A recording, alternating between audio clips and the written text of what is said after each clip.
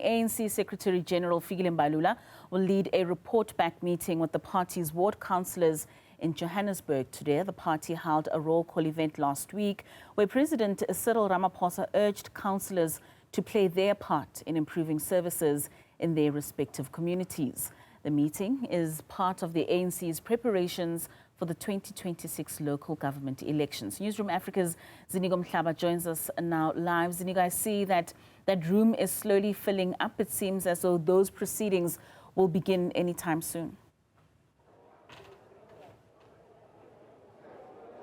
Yes, Katleko, we can expect the proceedings to kick off maybe just after 30 minutes because the councillors and the attendees are still registering. This is a very important moment, especially for not just for the ANC in Johannesburg, but also at the provincial level as well, because Gauteng has 3 metros, and in some of those metros, the ANC has not managed to really get an absolute majority. So it's also going to be very important to hear how the provincial, structure of the ANC is going to strategize its path ahead of those local government elections. I'm joined actually now by a deputy convener of the ANC in the province, Dr. Nomandi Nkomora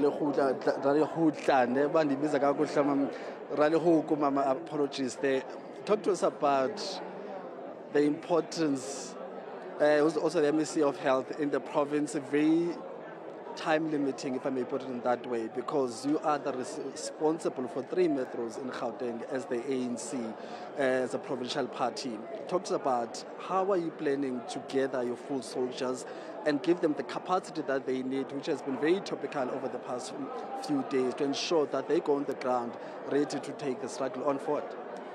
Indeed, it is one of the important gatherings that we are having as a province in Gauteng, and we are happy because all the National Executive Committee members that are deployed in Gauteng are here, led in Johannesburg by the SG of the ANC, who will be joining us in this gathering.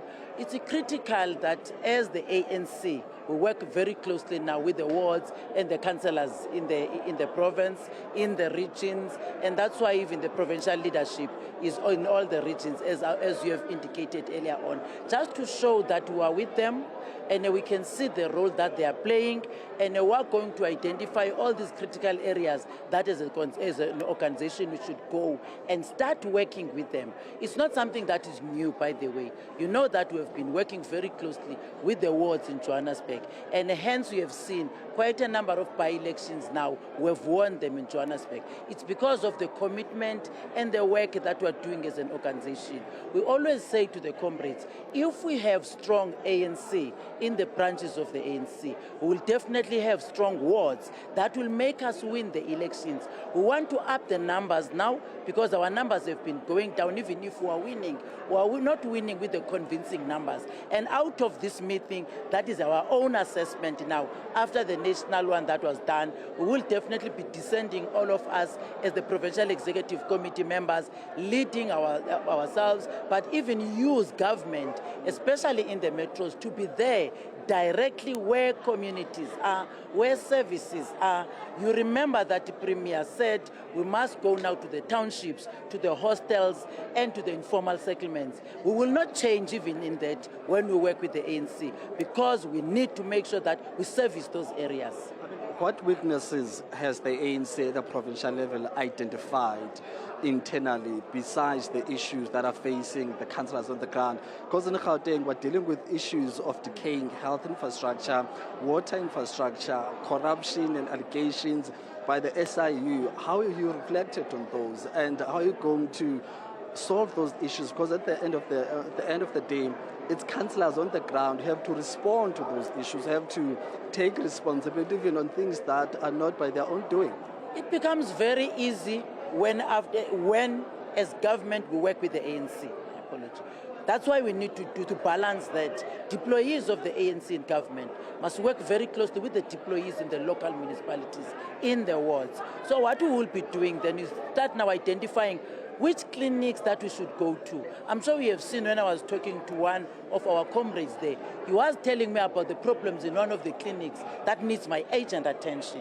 And already I made it a point that the team must go there, which is the team of infrastructure, to go and do an assessment in that clinic so that we're able to do that, because we cannot be able, out of 450 clinics in the province, that will be everywhere.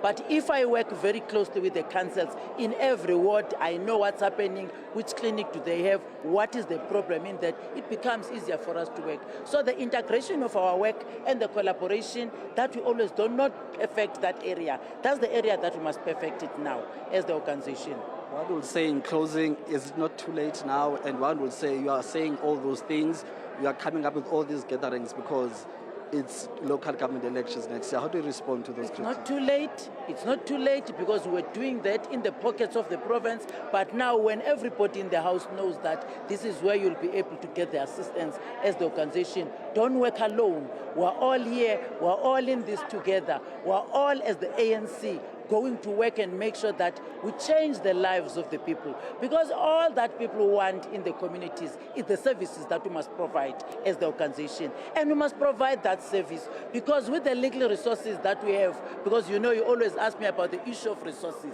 I always say to the team, resources or no resources, we must make a difference in those communities with whatever 1 rand we have, but simple things that need our urgent attention, as we call it in the language here, to low-hanging fruits. Those are the things that we must start assisting our comrades, who are the councillors, so that they don't feel left alone, working alone in the communities. Doctor, thank you very much for your time.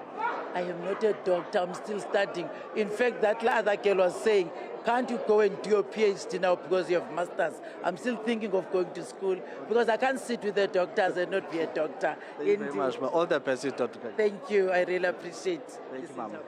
Thank you, Mama.